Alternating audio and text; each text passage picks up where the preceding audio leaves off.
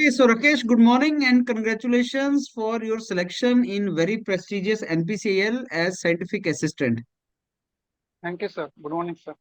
Morning. So Rakesh, ये बहुत अच्छी ऑर्गेनाइजेशन है और साइंटिफिक असिस्टेंट एक पोस्ट है जो डिप्लोमा बेस्ड स्टूडेंट्स के लिए है। और अभी आपकी सिलेक्शन हुई है तो मैं आपसे इसके बारे में जानना चाहूंगा पूरे का पूरा प्रोसेस, और भी बहुत सी चीजें और भी बहुत सी इंफॉर्मेशन जो आपके पास होगी। पर्पस है कि स्टूडेंट्स जो आपको सुनेंगे राकेश, उनको आइडिया लगे कि सब किस तरीके से हम करियर अपना एक्सप्लोर कर सकते हैं। तो मैं आपसे सबसे पहले आपका बैकग्राउंड जानना चाहूंगा कि आप कहाँ से हैं, किस विच प्लेस इन इंडिया, और आपने कहाँ से डिप्लोमा किया है, और उसके बाद क्या आपने ग्रेजुएशन किया है या उसके बाद आप क्या कर रहे थे, और जब तक आपका अभी जॉब लगा है उस टाइम तक की अपनी जर्नी प्लीज हमें बताएं। Okay sir. सर मेरा नाम राकेश साव है। मैं वेस्ट बंगाल स्टेट से हुगली डिस्ट्रिक्ट उससे बिलोंग करता हूँ सर। हम्म। और सर मैंने अपना 10th 12th के बाद अपना डिप्लोमा 2019 में कंप्लीट किया है। एंड उसके बाद मुझे अप्रेंटिसशिप ट्रेनिंग करने का मौका मिला था भारत पेट्रोलियम से। ओके। 1 साल का मैंने वो ट्रेनिंग किया है। हम्म। देन उसके बाद मैंने बीटेक में भी एडमिशन लिया है एंड उसी दौरान मैंने अपना प्रिपरेशन कंटिन्यू रखा था। एंड मेरा ओके। बीटेक जस्ट 2 से 3 मंथ पहले कंप्लीट हुआ है। हम्म। हम्म। अच्छा, राकेश, आपने अप्रेंटिसशिप किया बीपीसीएल, राइट? Yes sir. आप मेरे को ये बता सकते हैं कि अप्रेंटिसशिप का क्या बेनिफिट होता है बच्चों को, और कौन कौन सी अप्रेंटिसशिप कहाँ कहाँ कर सकते हैं बच्चे? सर ये अप्रेंटिसशिप टाइम टू टाइम जितने भी पीएसयू से वो निकालते रहते हैं फॉर 1 ईयर 10 ईयर। अगर कोई बच्चा डिप्लोमा या फिर डिग्री पास है तो वो एक स्टाइपेंड प्रोवाइड करते हैं। एट द सेम टाइम थोड़ा बहुत प्रैक्टिकल नॉलेज या फिर उनको अगर रिक्वायरमेंट है तो फील्ड में भी काम भी कराते हैं। तो वहाँ से जो बच्चा जो थियोरिटिकल जो पढ़ता है जैसे बॉयलर वगैरह पंप वगैरह कुछ ब्लेंडिंग प्रोसेस वगैरह सब अपने हैंड टू हैंड कर सकता है इवन देख भी सकता है। तो मैं जब बीपीसीएल में था मुझे वहाँ पर पंप हाउस में मेनली वहाँ पर मैं ड्यूटी देता था। तो वहाँ पर मैंने पंप ऑपरेट करना सीखा था। बेस ऑयल जो स्टोरेज होता है जो टैंकर होता है जो ऑयल का उसको लोडिंग अनलोडिंग ये सब मैं वहाँ पर देखता था। तो इसका बेनिफिट है प्रैक्टिकल बहुत ज्यादा नॉलेज मिलता है। हम्म। अच्छा, मैंने ये सुना है एचपीसीएल बीपीसीएल वगैरह में तो अप्रेंटिसशिप मैंने सुना है, और कहाँ कहाँ पे अप्रेंटिसशिप होती है जो काफी वैल्यूएबल है? तो डीआरडीओ में भी अप्रेंटिस होता है। इवन इसरो के जो ऑर्गेनाइजेशन है वो भी अप्रेंटिस ऑफर करते हैं। राइट्स बहुत सारे ऐसे जितने भी PSU maximum sir apprentice offer कर रहे हैं अभी। और ये अगर मिलता बच्चे कैसे है? जैसे किसी बच्चे को जो डिप्लोमा में है उसको कौन से ईयर में मिलता है, या डिप्लोमा करने के बाद मिलता है, और किस तरीके से मिलता है? 2 तरीके से हो सकता है डिप्लोमा पास करने के बाद। नेट्स बोल के एक ऑर्गेनाइजेशन होता है नेशनल अप्रेंटिसशिप ट्रेनिंग स्कीम बोल के। वहां पर हम्म। अगर आप रजिस्टर करते हैं तो वो लोग हम्म। मार्क्स बेसिस पे आपको मेल करते हैं कि हाँ आप मार्क्स बेसिस पे शॉर्टलिस्टेड हुए आप इंटरव्यू के लिए आ जाइए। या फिर दूसरा हम्म। प्रोसीड्योर है वो एग्जाम लेते हैं। एग्जाम बहुत ओके। टफ लेवल का नहीं होता है वो बहुत बेसिक एग्जाम है। तो एग्जाम दीजिए उसमें आप शॉर्टलिस्टेड हो जाते हैं देन वो बुला लेते हैं अप्रेंटिसशिप के लिए। तो नेक्स्ट जो आपने बताया, नेशनल अप्रेंटिसशिप टेक्निकल स्कीम, कुछ ऐसा बताया आपने, राइट?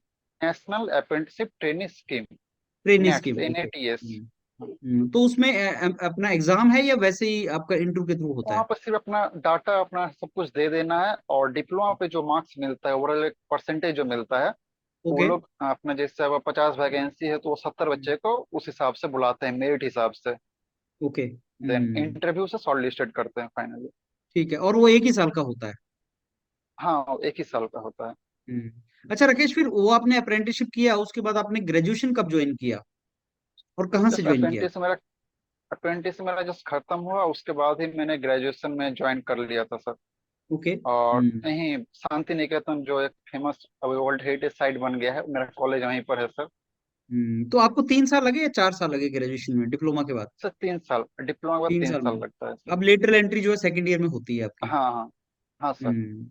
अच्छा, तो ये बताइए राकेश, जैसे आपने 11th 12th मैथ्स नहीं किया, बाद में आपने डिग्री किया, तो कितना मुश्किल आया आपको, मतलब डिग्री मैनेज करने के लिए? सर एक्चुअली बहुत से डिप्लोमा में एडमिशन लेना 10th के बाद ही एलिजिबल हो जाता है। कोई बच्चा 10th पास करके डिप्लोमा में हाँ। एडमिशन ले सकता है।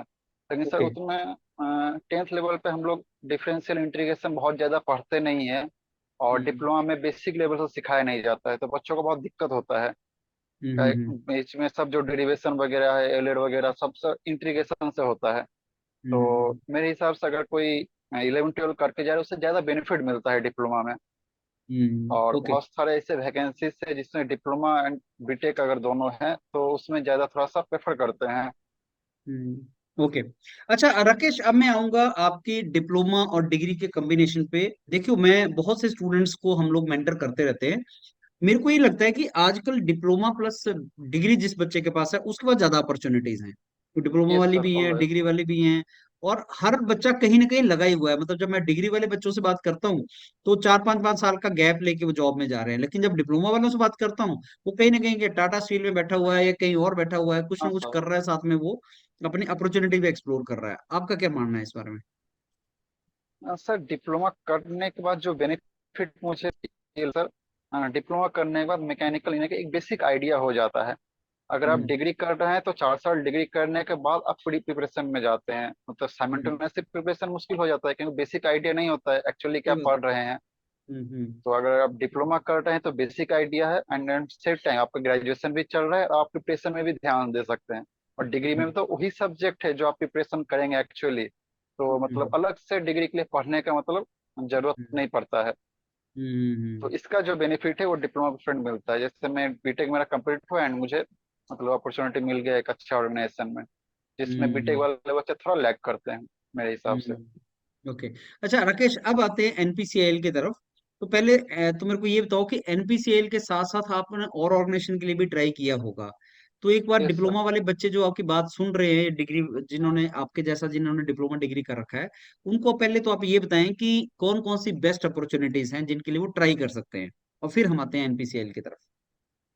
डिप्लोमा का सर बहुत सारे ऑर्गेनाइजेशन है लेकिन सबसे बेस्ट मुझे जो लगता है इसरो है, जो बहुत अच्छा पे देता है। Then BARC. इसके बाद हम्म। जितने ऑर्गेनाइजेशन आ जाते हैं, NPCIL, IUCL, UPCL, HPCL, diploma level पे हम्म। सारे एग्जाम लेते हैं। इवन एसएससी जेई का बच्चे एग्जाम दे सकते हैं। सेल का हम्म। बहुत ज्यादा वैकेंसी आता है, सेल में जा सकते हैं। लेकिन हम्म। सबसे अच्छा सर ये एनपीसीआईएल या फिर बार्क और इसरो जो ऑर्गेनाइजेशन है, इनका हम्म। मतलब अच्छा रहता है, बेनिफिट पे वगैरह फैसिलिटी हम्म। वगैरह बहुत अच्छा तो रहता है। आप जो अच्छा बता रहे हैं, बीएआरसी, इसरो, एनपीसीआईएल, वो सैलरी के बेस पे बता रहे हैं? सैलरी एंड प्लस अपॉर्चुनिटी बहुत ज्यादा होता है। तो सैलरी कितना मिल जाता है राकेश इनमें, जैसे जॉब्स में? सर अगर बार्क इसरो में जा रहे हैं तो वो लोग लेवल 7 का पे देते हैं आफ्टर ट्रेनिंग। हम्म, ऑलमोस्ट 60 65,000 डिप्लोमा मिल के जाता स्टूडेंट है। को मिल जाता है। ओके। Yes sir. और प्रमोशन वगैरह भी बाद में, अगर जैसे आपने डिग्री कर रखा है तो प्रमोशन वगैरह होता रहेगा? हाँ सर, होता रहता है। गुड। अच्छा, मैंने सुना बीएआरसी ने भी एग्जाम कंडक्ट करवाने की बात कर रहे हैं, वो कहाँ तक बात पहुंची है अभी, क्या है बीएआरसी का? बहुत सी जॉब्स हैं उसमें, मैंने सुना है। हाँ सर, उसमें ऑलमोस्ट 250 का वैकेंसी है मैकेनिकल के लिए। हम्म। Last November and December first week में वो लोग एग्जाम ले सकते हैं सर। हम्म। एंड उसका ओके। एग्जाम तो मे बी उतना टफ लेवल नहीं होता है लेकिन उसका इंटरव्यू बहुत अच्छा होता है सर। ओके, तो उसका एग्जाम होगा इस बार या इंटरव्यू ही करेंगे, वो क्या करेंगे? नहीं नहीं, पहले सर एग्जाम से शॉर्ट लिस्ट करेंगे, देन 1:3 या फिर 1:5 के रेशियो में कैंडिडेट को इंटरव्यू के लिए बुलाएंगे। तो एग्जाम का है कुछ अभी कंफर्म, कब तक है एग्जाम? सर दिसंबर फर्स्ट वीक तक हो जाएगा सर। अच्छा, दिसंबर फर्स्ट वीक में ले लेंगे वो exam. Yes sir. And interview उसके बाद कब तक है इनका लेने का हो सकता है? 1 से 1.5 मंथ तक टाइम देते हैं सर। तो इस बार कुछ ज्यादा वैकेंसी शायद बीएआरसी ने निकाला है। बहुत ज्यादा है सर, मतलब इतना ह्यूज वैकेंसी एक साथ नहीं आता है। ओके, तो मतलब बच्चों को जो जिन्होंने भरा है उनको तैयारी करना चाहिए, राकेश, क्या मानना है आपका? यस सर, बिल्कुल सर। हम्म। चलिए, बहुत अच्छा है। अब राकेश आते हैं इस आपके इंटरव्यू के एक्सपीरियंस की तरफ, एनपीसीएल की तरफ।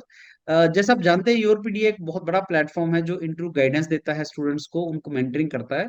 तो यहाँ पे जब हम आपसे इंटरेक्शन कर रहे हैं तो स्टूडेंट ये एक्सपेक्ट करता है कि आप बहुत डिटेल में बताएंगे कि इंटरव्यू का आपका कैसा गया था, इंटरव्यू का एक्सपीरियंस आपका कैसा गया था। तो मेरी आपसे रिक्वेस्ट है कि जो सुन रहे हैं स्टूडेंट्स, उनको बहुत डिटेल में आप बताएं कि क्या क्या हुआ था, आपसे क्या क्या पूछा गया था। Okay sir. सर एक्चुअली वो लोग ऑलमोस्ट 300 कैंडिडेट को सिलेक्ट किए थे 1:5 रेशियो में। यहाँ पर भी 60 65 वैकेंसी था। तो 4 5 दिन इंटरव्यू चला था। तो हम्म। 4 तारीख से स्टार्ट था, 4 से 10 अक्टूबर तक। हम्म। बीच में 6 दिन का आसपास इंटरव्यू था, तो मेरा 5 अक्टूबर को था। हम्म। तो सर सबसे मैं पहले यूपीडिया जो बहुत हम्म ज्यादा जो इम्पैक्ट मेरे लिए दिया है, मैं उसको एक्सप्लेन करना चाहूंगा। पहले तो मैं आपके जितने भी मैराथन लेक्चर है वो सारा मैं देख के गया था। आपके हम्म साथ 3-4 मॉक, विशाल सर के साथ 4-5 मॉक, इवन गौरव सर, मनीष सर, मैं सबके साथ मॉक देख के गया था, क्योंकि मुझे हम्म बहुत ज्यादा वो बेनिफिशियल लगा। बोलने का कॉन्फिडेंस आ जाता है उसके वजह से। हम्म देन जब मैं 5 तारीख को मेरा इंटरव्यू है, 4 तारीख को रात को मैं पहुंच गया था उस ऑर्गेनाइजेशन में। देन जो बच्चे उस दिन इंटरव्यू दिए थे, मेरे जो दोस्त है, मैं उनसे रिव्यू लिया किस टाइप का क्वेश्चन पूछ रहे हैं। तो हम्म वो लोग बहुत अच्छे 2-4 क्वेश्चन बताए जिसका मुझे आइडिया नहीं था। देन मैंने हम्म विशाल सर को एसएमएस किया, सर थोड़ा सा हेल्प चाहिए, ऐसे ऐसे क्वेश्चन पूछना है तो इसको कैसे अप्रोच करें। एंड मैं ये देख के मतलब बहुत अच्छा लगा। रात के 9:30 बज रहे हैं, सर मुझे उस टाइम कॉल किए एंड उस टाइम मेरा डाउट क्लियर कर रहे हैं। ये विकिपीडिया का सबसे बेस्ट पार्ट है जो मुझे लगा है, मतलब बहुत ज्यादा हेल्पफुल नेचर का है। हम्म एंड जो भी बच्चा अगर इंटरव्यू का प्रिपरेशन कर रहे हैं, मैं जरूर रिकमेंड करूंगा आप जरूर यूपीडिया से जुड़िए एंड प्रिपरेशन करिए। Thank you. ओके, अगर इंटरव्यू पर आते हैं सर, तो 5 अक्टूबर को मेरा इंटरव्यू था।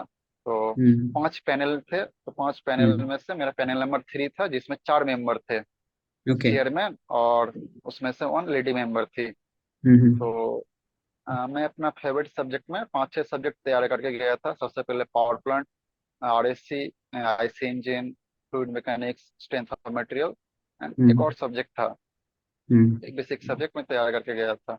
देन हम्म मैंने एंटर किया, सर ने बैठने का ऑफर किया। देन थोड़ा बहुत बैकग्राउंड के बारे में पूछे, हम्म क्या कर रहे हैं नहीं कर रहे हैं। देन मैंने वो सब बताया। हम्म देन वो पूछे आपका फील्ड ऑफ इंटरेस्ट क्या है।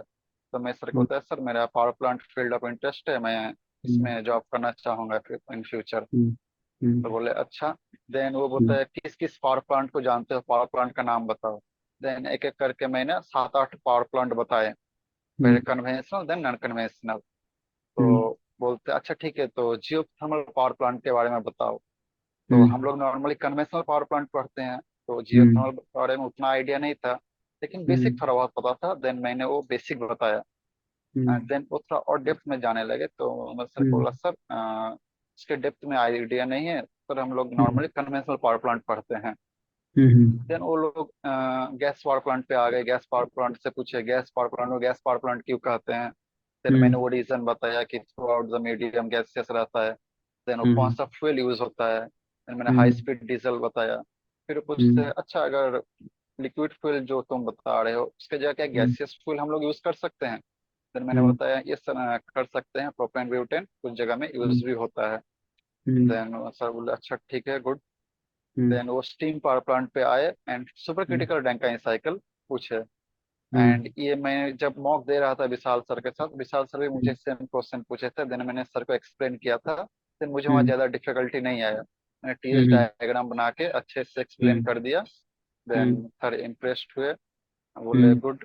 देन उसके बाद और एक दो क्वेश्चन चेयरमैन किए तो उस शायद मुझे अभी सर हुआ याद नहीं आ रहा है।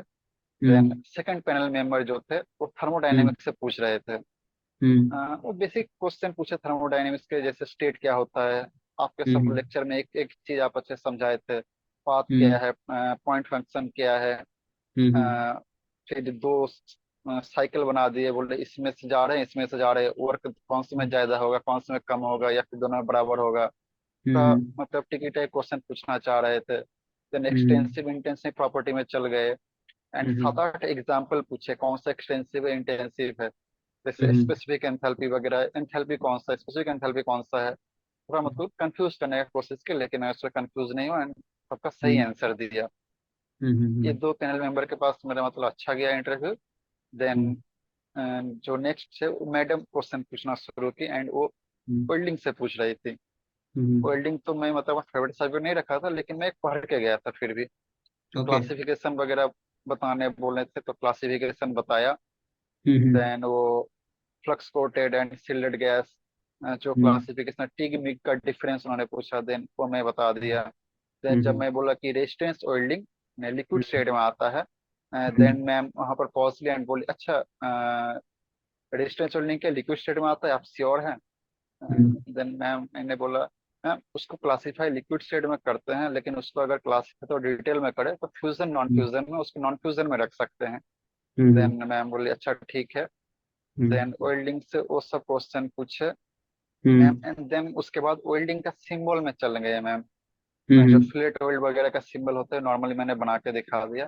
देन उसके हम्म। बाद भी सर एक सिंबल आता है वेल्डिंग का जो ट्रायंगल शेप देके जिसमें सैंपल लेंथ वगैरह ये सब करके जो बनाना पड़ता है, मैम उस हम्म। पे चल गई थी तो वो मुझे पता नहीं था। देन मैम को हम्म। मैंने वहाँ पर सॉरी बोल दिया। हम्म। तो मैम हम्म। बोले ठीक है कोई बात नहीं। हम्म। देन उसके बाद हम्म। फोर्थ जो पैनल मेंबर थे वो भी सर वेल्डिंग हम्म। से ही पूछ रहे थे। हम्म। उन्होंने पूछा कि वेल्डिंग का कौन कौन सा इक्विपमेंट यूज करते हैं, मतलब कैसे हम्म। क्या अरेंजमेंट होता है, हम्म। पोलैरिटी के बारे में पूछा।